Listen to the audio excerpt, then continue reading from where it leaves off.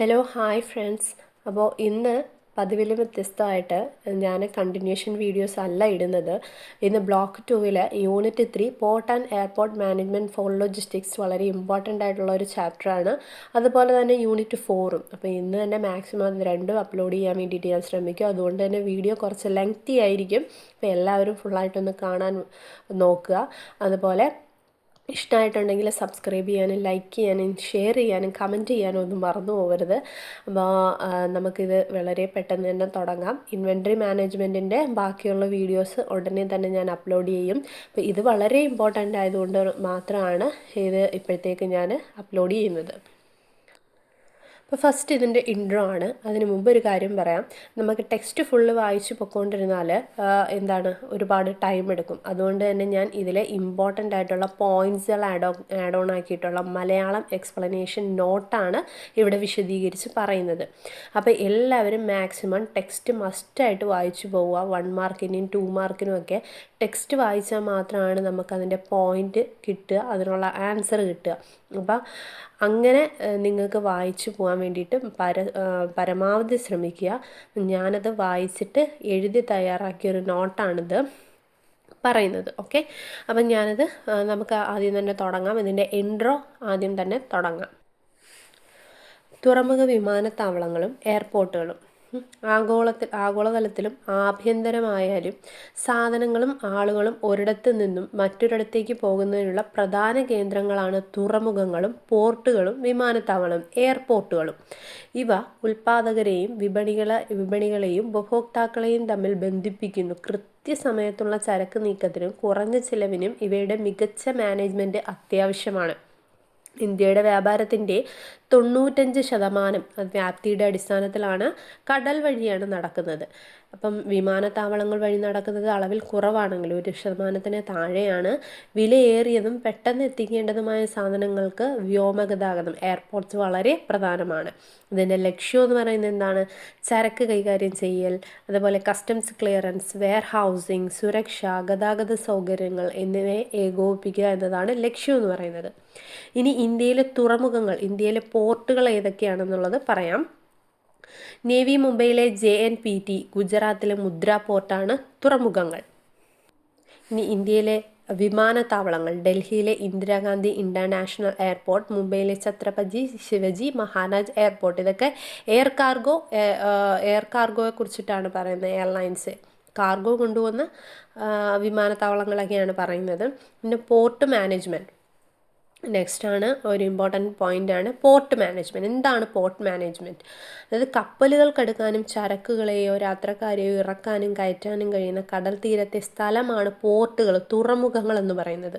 ഈ തുറമുഖ പ്രവർത്തനങ്ങളുടെ ആസൂത്രണം, പ്ലാനിങ്, ഏകോപനം, കോർഡിനേഷൻ, ഭരണം, അഡ്മിനിസ്ട്രേഷൻ എന്നിവയൊക്കെയാണ് എന്തെന്ന് പറയുന്നത് പോർട്ട് മാനേജ്മെൻറ്റ് എന്ന് പറയുന്നത്. ഇനി UNCTAD പ്രകാരം തുറമുഖ പ്രവർത്തനങ്ങൾ, അടിസ്ഥാന സൗകര്യങ്ങൾ എന്നിവയെ നിയന്ത്രിക്കുന്ന ഒരു പ്രക്രിയയാണ്. വളരെ ഇമ്പോർട്ടൻ്റ് ആയിട്ടുള്ള ഒരു പാർട്സാണ് പറയുന്നത് ടൈപ്പ് ഓഫ് പോർട്ട്സ്. വിവിധ തരം തുറമുഖങ്ങളെ പറ്റിയിട്ടാണ് പറയുന്നത്. എന്താണ് തുറമുഖങ്ങൾ? ആഗോള വ്യാപാരത്തിന് പ്രധാന കവാടങ്ങളാണ്. അവയുടെ സ്ഥാനം, ഉപയോഗം ചെയ്യുന്ന ചരക്കുകൾ എന്നിവ പ്രകാരം കുറച്ച് തരംതിരിവുകൾ ഇവിടെ കൊടുത്തിട്ടുണ്ട്. അതെന്തൊക്കെയാണെന്ന് നമുക്ക് നോക്കാം. ആദ്യത്തെ തന്നെ സീ പോർട്ട്സ് ആണ്. സീ പോർട്ട്സിൽ പറയുന്നത് എന്താണ്? കടൽ തുറമുഖങ്ങളിൽ പറയുന്നത് സമുദ്രതീരങ്ങളിൽ സ്ഥിതി ചെയ്യുന്നതും അന്താരാഷ്ട്ര വ്യാപാരത്തിനായി ഉപയോഗിക്കുന്നതുമായ തുറമുഖങ്ങളാണിവ. വലിയ കപ്പലുകൾക്ക് അടുക്കാൻ സാധിക്കുന്ന ആഴമേറിയ ഹാർബറുകൾ ഇവിടെയുണ്ട്. കണ്ടെയ്നർ ടെർമിനലുകൾ, കസ്റ്റംസ് സൗകര്യങ്ങൾ എന്നിവ ഇവിടെ ലഭ്യമാണ്.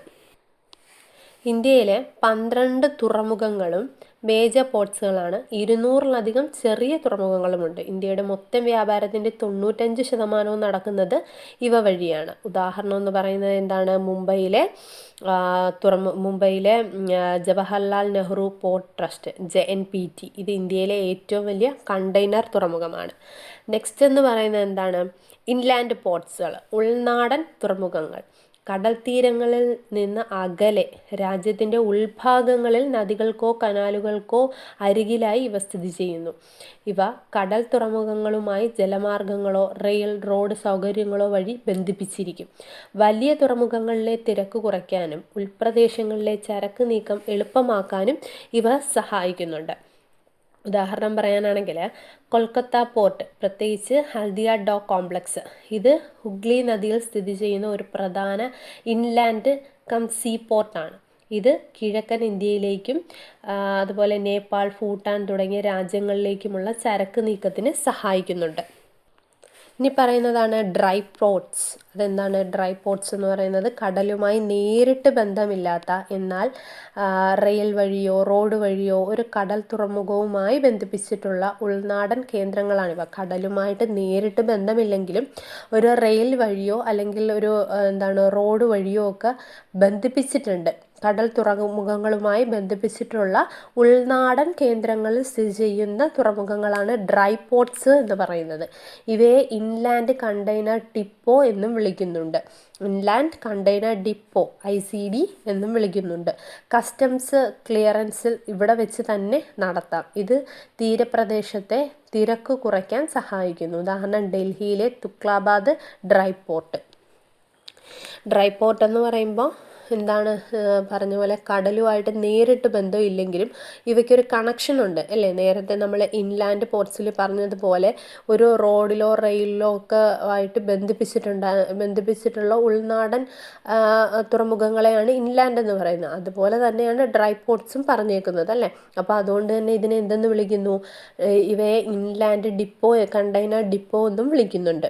അപ്പോൾ ഇവയെ കസ്റ്റംസ് ക്ലിയറൻസ് ഒക്കെ ഇവിടെ വെച്ച് നടത്തുന്നത് കൊണ്ട് തന്നെ അത് ഈ തീരദേശത്തെ തിരക്ക് കുറയ്ക്കാനായിട്ട് സഹായിക്കുന്നുണ്ട്. അപ്പോൾ ഡൽഹിയിലെ തുക്ലാബാദ് ഡ്രൈ പോർട്ടാണ് എക്സാമ്പിൾ. ഇനി നെക്സ്റ്റ് പറയുന്നത് എന്താണ്? കണ്ടെയ്നർ പോർട്ട്സ് ആണ്.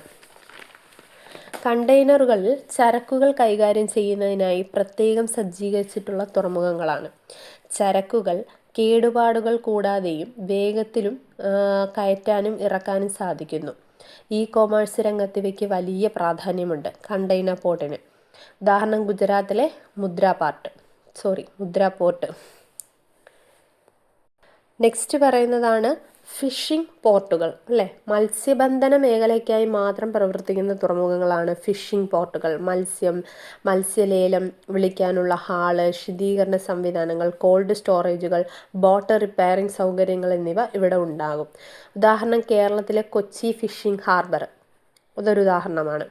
നെക്സ്റ്റ് പറയുന്നതാണ് ഓയിൽ പോർട്ടുകൾ. ക്രൂഡ് ഓയിൽ, പെട്രോളിയം ഉൽപ്പന്നങ്ങൾ എന്നിവ കൈകാര്യം ചെയ്യുന്ന അതീവ സുരക്ഷാ സംവിധാനങ്ങളുള്ള തുറമുഖങ്ങളാണ് ഇവ. ഉദാഹരണം ആന്ധ്രാപ്രദേശിലെ വിശാഖപട്ടണം പോർട്ടുകൾ. അതായത് അതീവ സുരക്ഷ ഉള്ള പോർട്ടുകളാണിവ. കാര്യം എന്താണ്? പെട്രോളിയം അതുപോലെ തന്നെ ക്രൂഡ് ഓയിൽ പോലെയുള്ള കാര്യങ്ങളാണ് ഇവിടെ എന്ത് ചെയ്യുന്നത്? ചരക്ക് കൈമാറ്റം നടത്തുന്നത്. അതുകൊണ്ട് തന്നെ വളരെ സുരക്ഷിതമായ സംവിധാനങ്ങളൊക്കെ ഇവിടെ ഉണ്ടാകും. ആന്ധ്രാപ്രദേശിലെ വിശാഖപട്ടണമാണ് എക്സാമ്പിൾ. നെക്സ്റ്റ് പറയുന്നത് ലേഔട്ടാണ്. Layout of ports. തുറമുഖത്തിൻ്റെ ലേഔട്ട് പ്രധാന ഭാഗങ്ങൾ. അപ്പം ലേഔട്ട് ഓഫ് പോർട്ട്സ് എന്ന് പറയുമ്പം ഒരു തുറമുഖത്ത് സാധാരണയായി കപ്പലുകൾ നിർത്താനുള്ള ബർത്തുകൾ, സാധനങ്ങൾ സൂക്ഷിക്കാനുള്ള വെയർഹൗസുകൾ, ക്രെയിനുകൾ, റെയിൽ റോഡ് ബന്ധങ്ങൾ എന്നിവ ഉണ്ടായിരിക്കും. ഇവയാണ് ലേഔട്ട് ഓഫ് പോർട്ട്സ് എന്ന് പറയുന്നത്.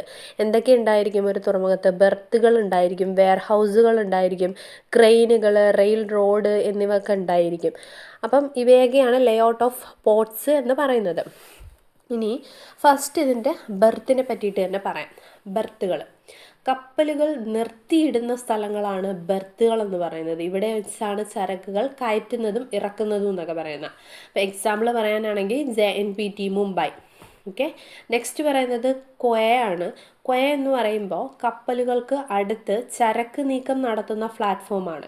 കപ്പലുകൾക്ക് നിർത്തിയിടാനുള്ള സ്ഥലം ബെർത്ത് എന്നും കപ്പലുകൾക്ക് അടുത്ത് ചരക്ക് നീക്കം നടത്തപ്പെടുന്ന സ്ഥലങ്ങളെ എന്തെന്ന് പറയും?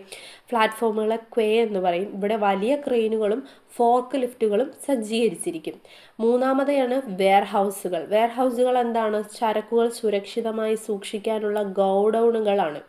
മഴയിൽ നിന്നും വെയിലിൽ നിന്നും ചരക്കുകളെ ഇവ സംരക്ഷിക്കുന്നു. എക്സാമ്പിൾ എന്താണ്? ചെന്നൈ പോർട്ട്. കണ്ടെയ്നർ യാർഡുകളാണ് നെക്സ്റ്റ്. കണ്ടെയ്നർ യാർഡ് എന്ന് പറയുമ്പോൾ കപ്പലിൽ കയറ്റുന്നതിന് മുൻപോ ഇറക്കിയ ശേഷമോ കണ്ടെയ്നറുകളിൽ അടുക്കി വെക്കുന്ന വലിയ തുറസായ സ്ഥലങ്ങളാണ് കണ്ടെയ്നർ യാർഡുകൾ. കപ്പലിൽ നിന്ന് കപ്പലിലോട്ട് കയറ്റുന്നതിന് മുമ്പ് ഒരു സ്ഥലത്തിലേക്ക് അടുക്കി വെച്ചേക്കും. അതുപോലെ കപ്പലിൽ നിന്ന് ഇറക്കിയ ശേഷം ഒരു സ്ഥലത്തേക്ക് അടുക്കി വെച്ചേക്കും. ഇതിനെയാണ് എന്താണ് പറയുന്നത്? കണ്ടെയ്നർ യാർഡുകൾ എന്ന് പറയുന്നത്. എക്സാമ്പിൾ പറയാനാണെങ്കിൽ എന്താണ്? മുദ്ര പോർട്ട്. നെക്സ്റ്റ് പറയുന്നതാണ് എന്താണ്? ക്രെയിനുകളും ഉപകരണങ്ങളും. Cranes and equipments. ചരക്കുകൾ ഉയർത്താനും നീക്കാനുമായി ഉപയോഗിക്കുന്ന ഗാൻട്രി ക്രെയിനുകൾ, മൊബൈൽ ക്രെയിനുകൾ എന്നിവയൊക്കെ ഇതിനകത്ത് ഉൾപ്പെടും. ക്രെയിനുകളാണ്, വലിയ കാര്യമൊന്നുമില്ല, ക്രെയിനുകളെ കുറിച്ചിട്ടാണ് പറയുന്നത്. ഉദാഹരണം, കാനല പോർട്ടിൽ യൂസ് ചെയ്യുന്ന mechanised ship unloaders to handle large volumes of dry bulk cargo such as a salt and coal. Example ഒക്കെ ഒന്ന് നോക്കി വെച്ചേക്കണം. ആറാമത്തത് കസ്റ്റംസ് സൗകര്യങ്ങൾ, കസ്റ്റംസ് ഫെസിലിറ്റീസ്. അപ്പോൾ അതെങ്ങനെയാണ്? ഇറക്കുമതി ചെയ്യുന്ന ചരക്കുകൾ പരിശോധിക്കാനും നികുതി അടയ്ക്കാനുമുള്ള ഓഫീസുകളാണ് കസ്റ്റംസ് ഫെസിലിറ്റീസ് എന്ന് പറയുന്നത്. കസ്റ്റംസ് ക്ലിയറൻസ് ഒക്കെ ഉണ്ടല്ലോ. നെക്സ്റ്റ് 7ാമത്തതാണ് എന്ത്? Road rail connectivity. അതായത് തുറമുഖത്തെ ചരക്കുകൾ രാജ്യത്തിൻ്റെ വിവിധ ഭാഗങ്ങളിലേക്ക് എത്തിക്കാൻ നല്ല റോഡ് റെയിൽ സൗകര്യങ്ങളൊക്കെ അത്യാവശ്യമാണ്. അപ്പോൾ ഇത്രയാണ് ഇന്നത്തെ വീഡിയോ.